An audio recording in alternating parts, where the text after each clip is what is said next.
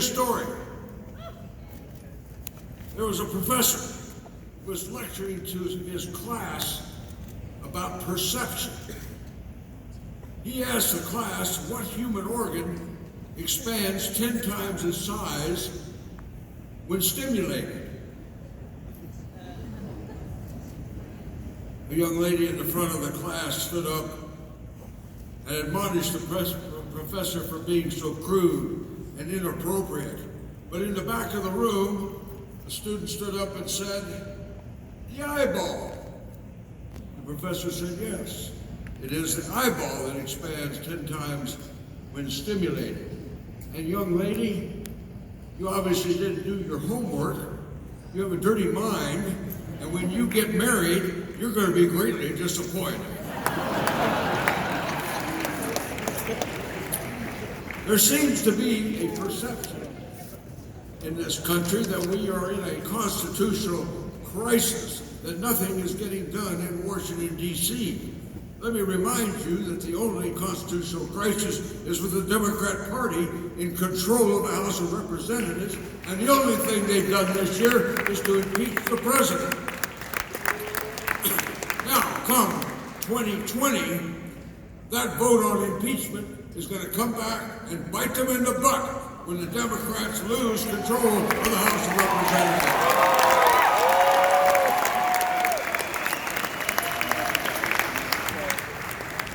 Let me thank you for allowing me to be here today. I am inspired by this huge turnout.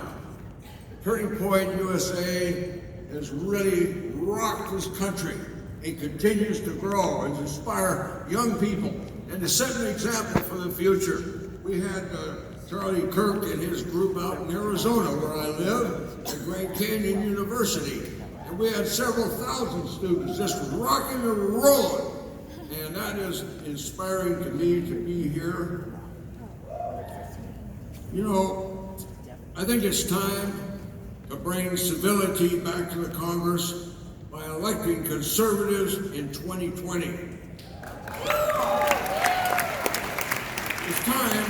It's time to elect congressmen and senators who get along and will work with President Trump for a change. It's time to restore an impartial, unbiased press, which has gone to hell.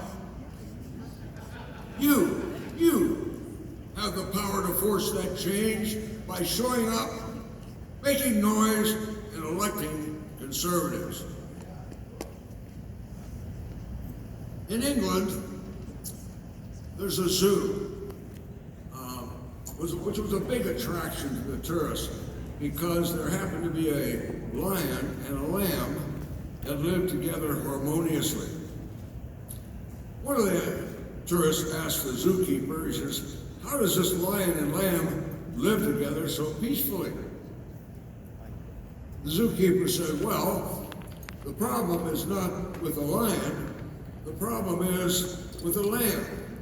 We have to find a new one every morning." Every 4 years, we elect a new president, and every 2 years, we elect a Congress. Our sights are set on 2020. That is our opportunity. That's when it's going to make the change, and that's when we're going to take back over the House of Representatives.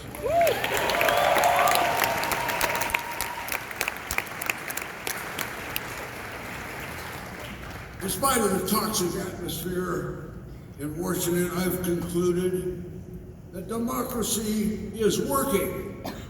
What we are witnessing is a classic fight over who's going to control, who's going to make the rules. It may have started with, well, maybe Adam and Eve, but in American history, it began with Alexander Hamilton, who believed in a centralized government, versus Thomas Jefferson, who believed in the power of the people and the states.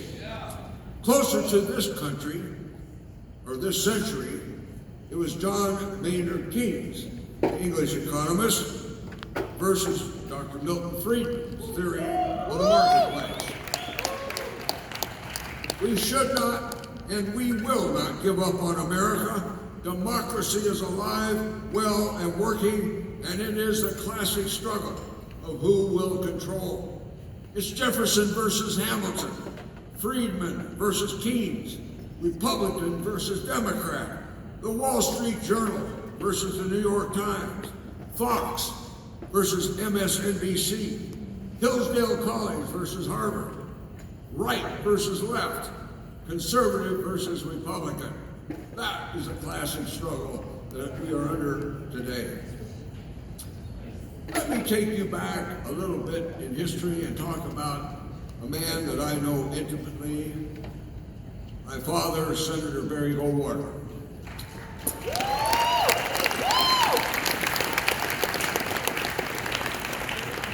Goldwater was born in the territory of Arizona in 1909. Arizona became a state on February 14, 1912. He served 4 years in the United States Air Force in both theaters, Europe and Asia. And he served 30 years in the United States Senate representing Arizona. Growing up, I loved my father, and I always had this burning desire to go into business with him. I could see the sign, Goldwater and Son, over the store. I didn't realize, but I would have to go to Congress to fulfill that dream. And I was elected to Congress in 1969 and served 14 years with my father. We didn't argue too much when I lived with him, you know, who was going to make the beds, take the garbage out, that kind of thing. But we got along pretty good. And I know if he were looking down on this group, which I think he is, he'd have a big smile on his face.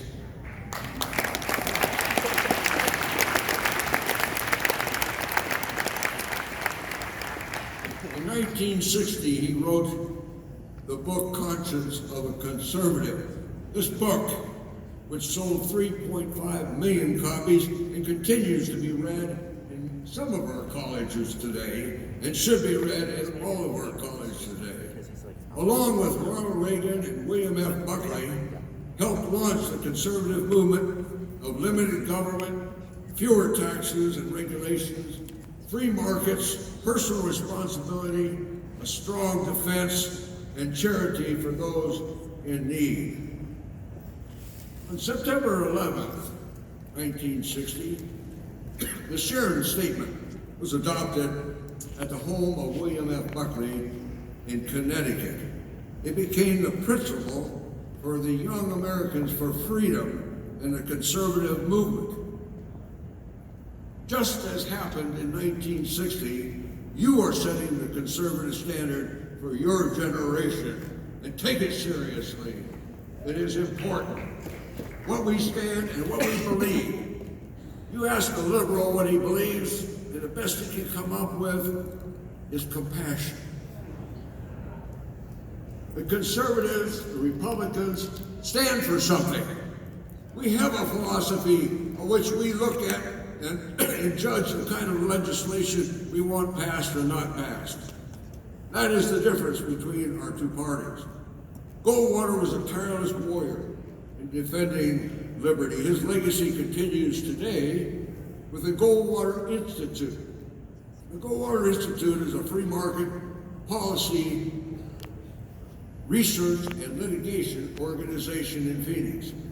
Founded in 1988 with Senator Goldwater's blessing, the Institute focuses on advancing the principles of limited government, economic freedom, with a focus on education, free speech, healthcare, equal protection, property rights, occupational licensing, and constitutional limits. It also created a nationwide legal network to counter the ACLU, called American Freedom Network, a pro bono program for lawyers who love liberty. They currently are partnering with over 450 attorneys in 49 states, looking for abuses of our rights and our property and our freedom. The Goldwater Institute, following the philosophy and legacy of Senator Goldwater, has been in the forefront of defending liberty by litigation, legislation, and research. Today, I would have to ask what Ronald Reagan, William Buckley, and Senator Goldwater would ask of us. I think they would say, let's grow up, conservatives. If you want to take back the party, let's go to work.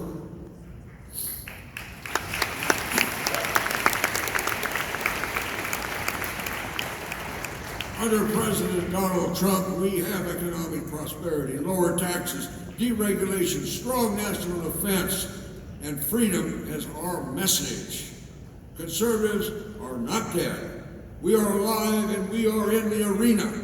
We can win if we want to, and I think we can. Are you with me? Do you believe as I believe? Are you ready to go to work and go to fight? Freedom is not a partisan issue. Freedom is an American issue. Over our history,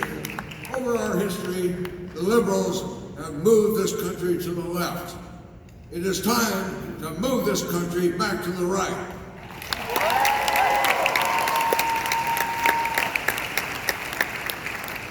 That is the classic struggle.